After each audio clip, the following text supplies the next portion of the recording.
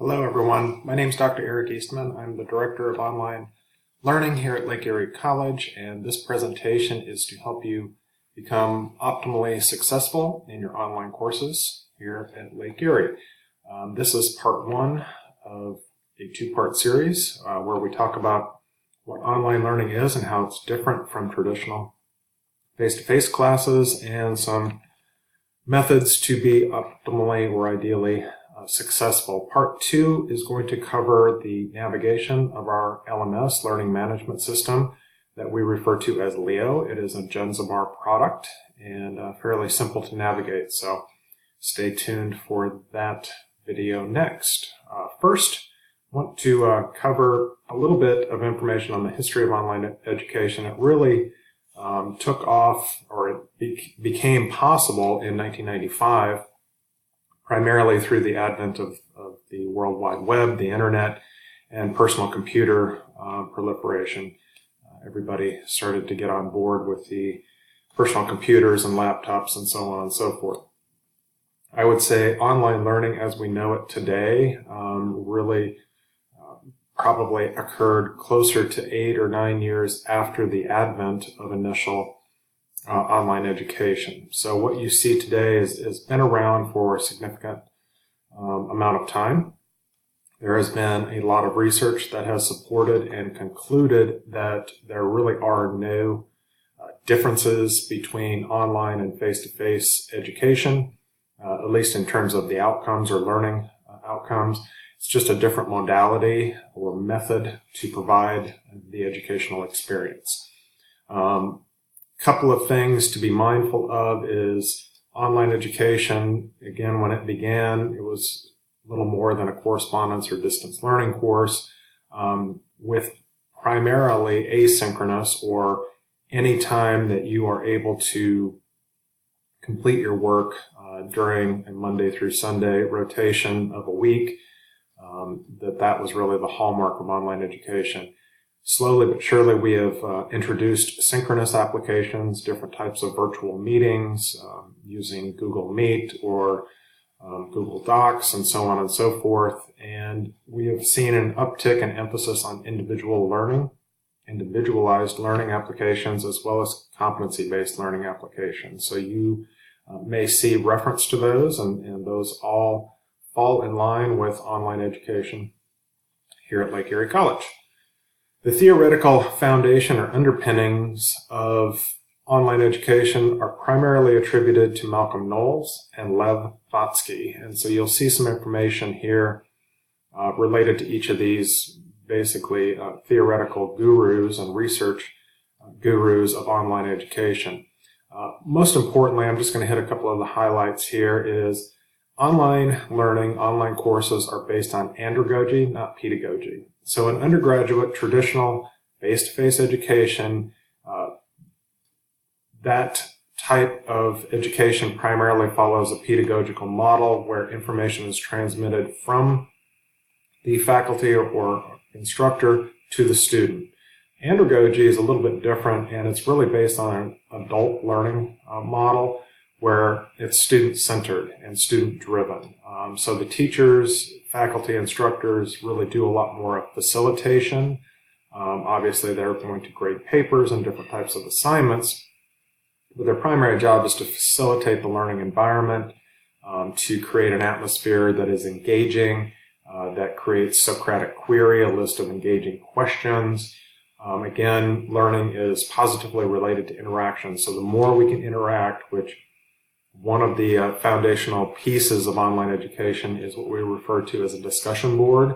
You'll see it in the LEO LMS referred to as a forum, and that is expected just like a regular classroom where you interact with your peers and faculty member, usually 2 to 3 days a week, different days a week.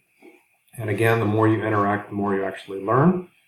The other thing that I want to bring to your attention is, although there may be some group assignments in various classes, typically we run online courses with individual assignments. It's very difficult, especially since we have an asynchronous model, to do group projects. They can be done, but they will take a little bit more time and instruction to do so, at least effectively and efficiently. Netiquette is another term you should be familiar with in online education, and that's just simply being polite in the online environment. If you have a criticism or a critique, just make sure it's tactful and objective in nature.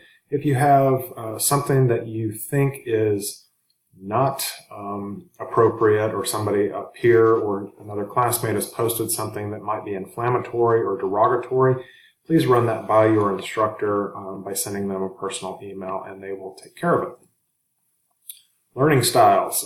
Primary learning style for online education is predominantly visual. And if you don't know what your primary learning style is, there's a self-assessment called the VARC inventory. It's a free link there on the internet. You can just type that in and click on it and find out what your primary learning style is. So the other learning styles that you may be familiar with are auditory, kinesthetic, or multimodal, where you have multiple learning strategies and styles.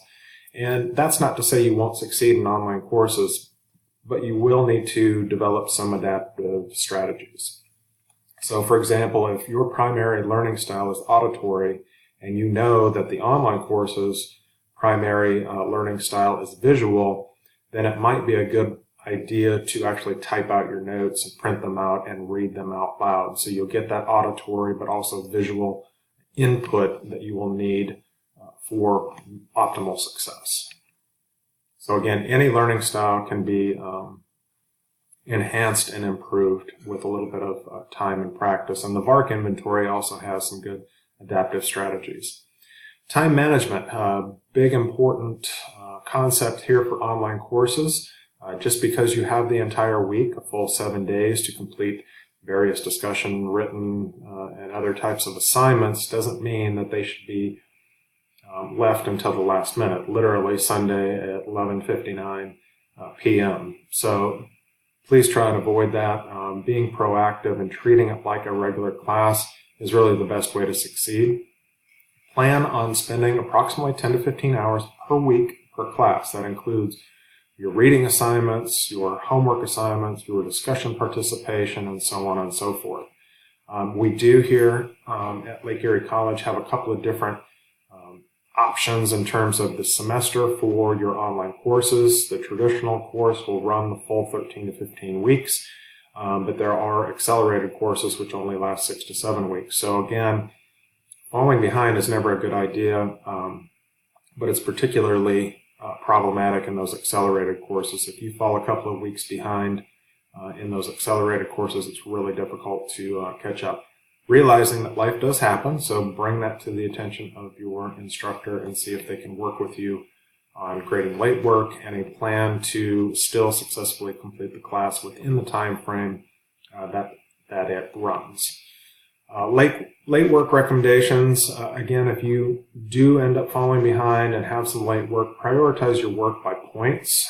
A lot of folks will spend too much time perhaps on assignments such as a discussion board assignment that really isn't worth very many points or a percentage of the final grade, as opposed to working on that capstone or signature assignment for courses that are typically weighted significantly heavier than other assignments. So again, just a couple of recommendations and suggestions for you to manage.